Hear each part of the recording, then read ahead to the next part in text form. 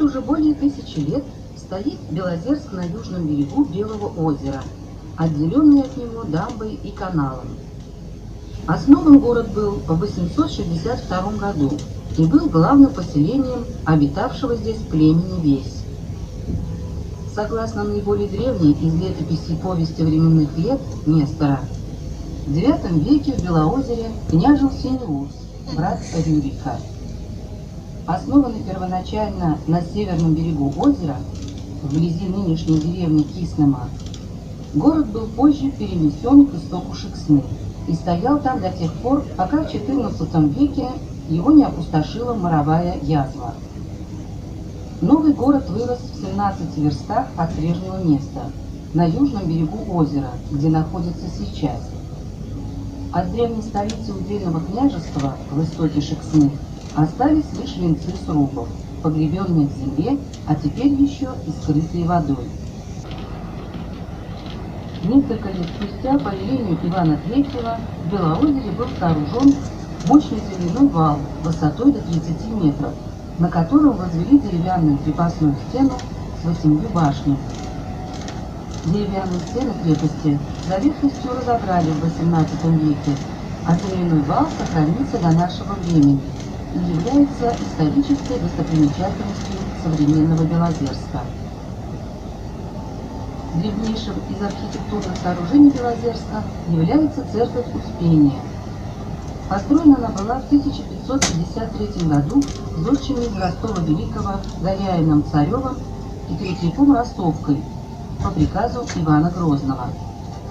В XIX веке наиболее серьезные изменения произошли в связи со строительством Мариинской системы и прокладкой Белозерского канала. Белозерск стал своего рода столицей мариинских бурлаков, путинных. Они собирались в артели, рядились с караванами и, впрягшись в лямку, выходили в долгий путь на Вытегру. Здесь же получали расчет те, кто тянул суда от Рыльска. С Белым озером было связано и другое основное занятие жителей города и уезда – рыболовство. Недаром городской герб имел изображение 2 стерлядей и старинной ладьи. Интересно заметить, что в конце XIX века Белозерск был одним из главных центров кружевоплетения в России. Белозерские кружева, отличавшиеся сложностью и оригинальностью узора, пользовались большим спросом. В Белозерске сохранилось множество памятников архитектуры XVI-XIX веков. У Белозерска есть все основания стать со временем крупным центром туризма. Старинный город, сохранивший более 50 памятников архитектуры, ничуть не менее интересен, чем города знаменитого Золотого кольца Центральной России.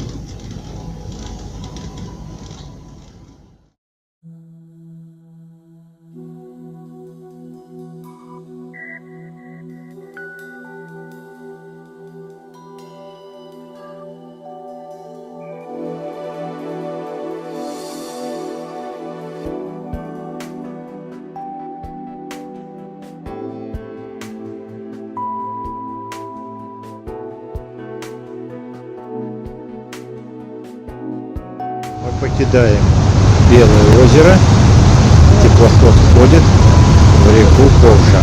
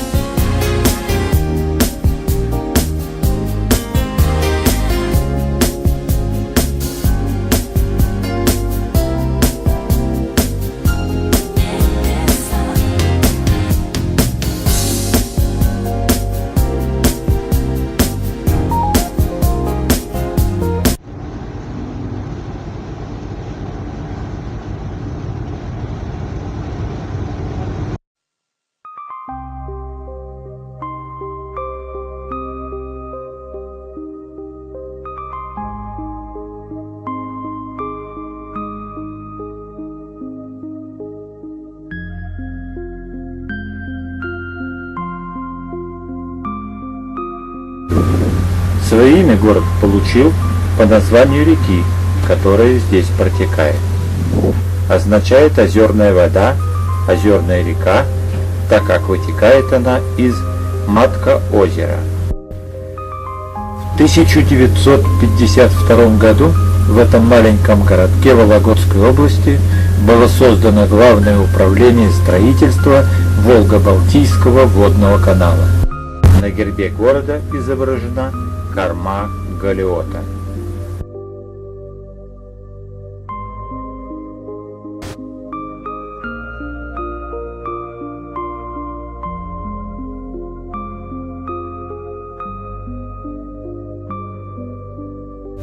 Данная лодка была построена в 1969 году на Адмиралтейском заводе. Субмарина входила в состав Северного и Балтийского флотов до 2000 года. В 2005 году совершила свой последний поход протяженностью в 500 километров и встала на якорную стоянку в городе Вытегре, став плавучим музеем. Всего за время боевой службы лодка прошла 100 тысяч морских миль.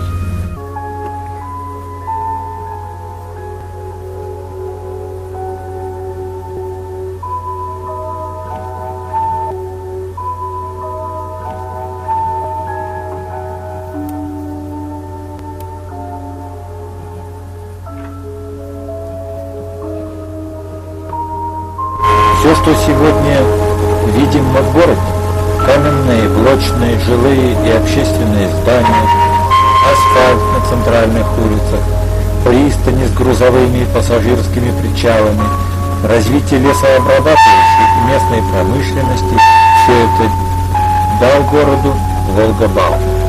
В городе есть различные памятники. На Красной Горке стоит пятиглавый Сретенский собор 1873 года, построенный к столетию города.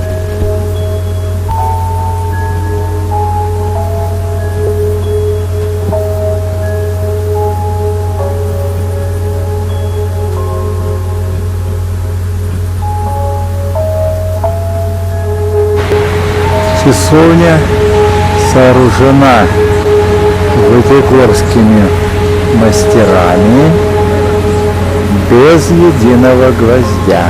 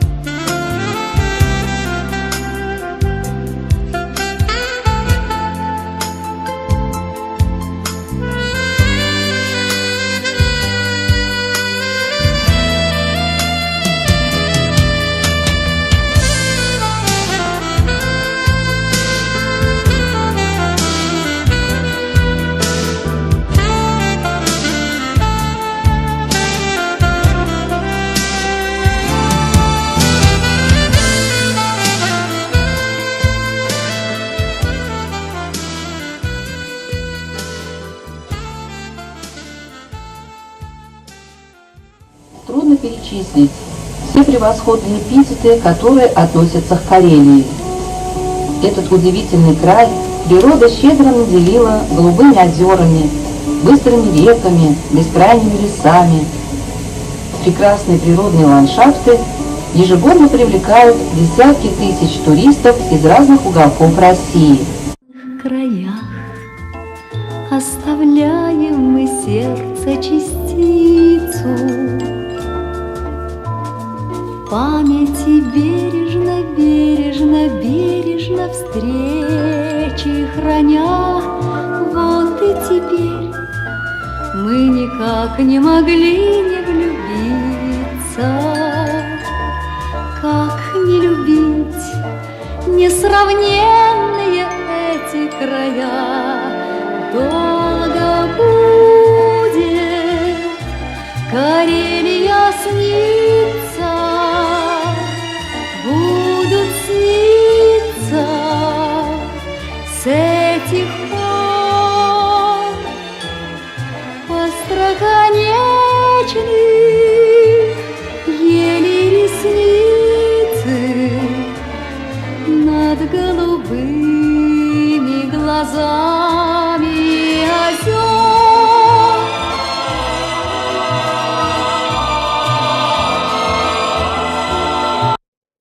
Ну вот и Онега показывает свой нрав. Шли в Кижи, было солнце, сейчас идет проливной дождь стеной, так что еле-еле видно.